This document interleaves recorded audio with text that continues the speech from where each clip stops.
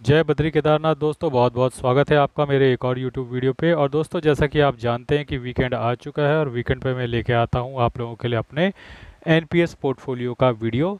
तो NPS portfolio दोस्तों, जैसा कि आप जानते हैं कि मेरा जो एनपीएस अकाउंट है वो एचडीएफसी पेंशन फंड मैनेजमेंट में है और टायर 1 में मैं रजिस्टर्ड हूँ।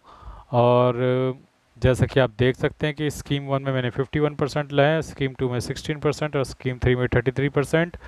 एनपीएस में जैसा कि आप जानते हैं कि 3 ऑप्शन होते हैं, low risk, moderate risk and aggressive. तो मैंने एग्रेसिव ऑप्शन चुना हुआ है। एग्रेसिव मतलब एग्रेसिव थोड़ा ज़्यादा इक्विटीज़ में इन्वेस्ट करेगा आपका एनपीएस पोर्टफोलियो फंड मैनेजर, जो कि मेरे केस में एचडीएफसी पेंशन फंड मैनेजर है।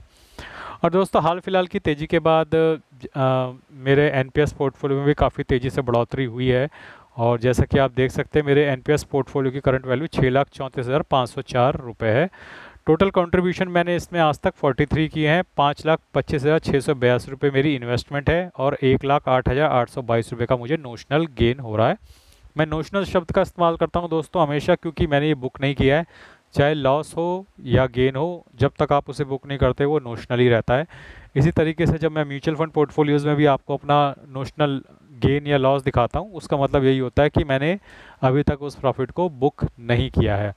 तो जो लोग नॉन कॉमर्स बैकग्राउंड से हैं, शायद उन्हें पता नहीं होगा कि नोशनल क्या होता है। तो जब तक मान लीजिए आपने 10 रुपये का एक शेयर खरीदा और उसकी वैल्यू 12 रुपये हो गई, तो इस वक्त आपको 2 रुपये का नोशनल गेन है। लेकिन जिस दिन आप उसे बेच देंगे उस दिन वो प्रॉफिट हो जाएगा। तो उसी तरीके से जो चीज़ आपकी दिख रही है लेकिन आपने उसे बुक नहीं किया, वो नोशनल गेन और नोशनल लॉस कहलाएगी।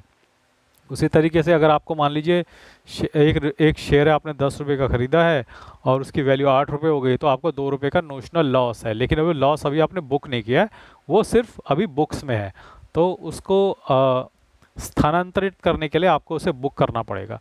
तो उसी तरीके से यहाँ पर 1,08,822 रुपये जो मेरा है नोशनल गेन है, यानी कि इतने का मुझे मुनाफा हो रहा है। और आप देख सकते हैं कि मेरा जो XIRR है वो लगभग 9.5% के आसपास पहुँच गया है। तो जैसा कि आप जानते हैं कि एनपीएस पोर्टफोलियो एक रिटायरमेंट फंड है, रिटायरमेंट कम पेंशन फंड है। और इसमें ज़्यादा रिस्क नहीं लेते जो भी संस्थाएं होती हैं इसे गवर्न करती हैं। तो भारत सरकार के कुछ नॉर्म्स हैं, उसके अकॉर्डिंगली पेंशन फंड मैनेजमेंट कंपनियां इसमें इन्वेस्टमेंट करती हैं, चाहे वो एचडीएफसी की हो, आईसीआईसीआई की हो, एसबीआई की हो या कोटक की हो।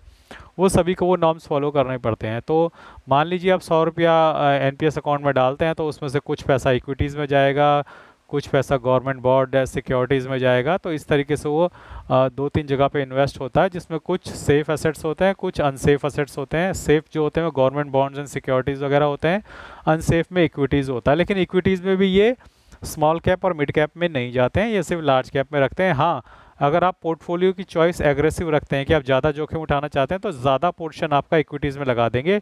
लेकिन इक्विटीज़ में जनरली ये लोग आपका पैसा जो है लार्ज कैप में ही लगाते हैं। इसीलिए आपने देखा होगा कि लॉन्ग टर्म जो एवरेज है एनपीएस पोर्टफोलियो की, वो 11-12% के आसपास ही आती है कि साल का ही 11-12% आपको एनपीएस पोर्टफोलियो रिटर्न दे देता है।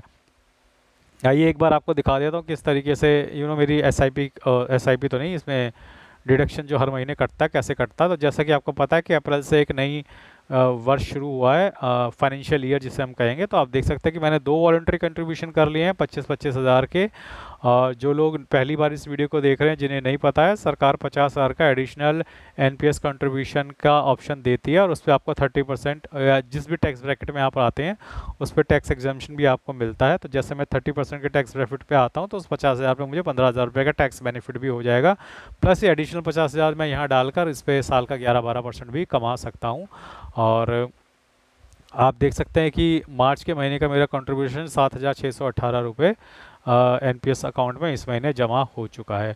इस तरीके से दोस्तों लगातार मेरे कंट्रीब्यूशन जो हैं एनपीएस पोर्टफोलियो में जुड़ते जा रहे हैं। और जैसा कि मैंने आपको बताया था, मैं रिटायरमेंट तक यानी अगले 19 साल में इसको 1 करोड़ के पार पहुंचाना चाहता हूं। तो इसकी कैलकुलेशन भी, अगर आप मेरे चैनल पे जाएंगे, एनपीएस पोर्टफोलियोज़ का एक अलग से प्लेलिस्ट बनी हुई है, उस पर मैंने कुछ दिनों पहले कैलकुलेशन का वीडियो भी डाला था कि किस तरीके से मैं कैलकुलेट करता हूं। तो उसमें उस कैलकुलेशन के हिसाब से 12% के रिटर्न के हिसाब से जब तक मैं रिटायर होऊंगा 60 साल की उम्र तक, तब तक मेरा पोर्टफोलियो 1.25-2 करोड़ के आसपास का हो जाएगा।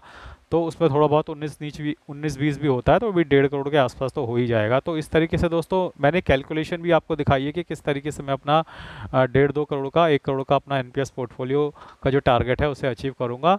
फिलहाल स्थिति ये है दोस्तों कि मेरे एनपीएस पोर्टफोलियो के जो प्रॉफिट है उसमें लगातार बढ़ोतरी हो रही है। मार्केट के रिकवरी के साथ मेरा एनपीएस पोर्टफोलियो भी तेज़ी से रिकवर कर रहा है, और होपफुली मैं उम्मीद कर रहा हूँ कि अब 11-12% का जो सालाना रिटर्न है उसके आसपास इसका रिटर्न पहुंचना शुरू हो जाएगा। और एक बार 11-12% के आसपास ये सेट हो जाता है तो I am more than happy and satisfied, क्योंकि एनपीएस आपका रिटायरमेंट फंड है, रिटायरमेंट कम पेंशन फंड है। इसमें आप बहुत ज़्यादा जोखिम और रिस्क नहीं ले सकते। हम इसमें रिस्क ले ही नहीं सकते हैं क्योंकि पेंशन फंड मैनेजमेंट कंपनियां खुद ही इन्वेस्ट करती हैं, लेकिन वो भी एक सेफ्टी के साथ ही आपके पैसे को इन्वेस्ट करती है, क्योंकि इसका मकसद आपको तुरंत मुनाफा कराना नहीं है बल्कि लॉन्ग टर्म बेसिस पर आपको एक रिटायरमेंट और पेंशन फंड जनरेट करके देना है। तो दोस्तों एक जानकारी मैं आपको और दे दूं कि जैसे कि मैंने बताया कि एनपीएस में आपको 3 ऑप्शन मिलते हैं, लो रिस्क, मॉडरेट रिस्क और एग्रेसिव। तो इसमें जो सरकारी एम्प्लॉयज़ होते हैं उनके लिए लो और मॉडरेटेड ऑप्शन ही अवेलेबल होता है, क्योंकि उनको सरकार, मेरा ये मानना है कि सरकार उनको अच्छी खासी सैलरी दे देती है, उनकी पे कमीशन से उनकी सैलरी बढ़ भी जाती है, तो उन्हें ज़्यादा जोखिम लेने की ज़रूरत नहीं है। जबकि प्राइवेट कर्मचारियों को वो एग्रेसिव का ऑप्शन भी देती है, जैसा कि मैंने ले रखा है।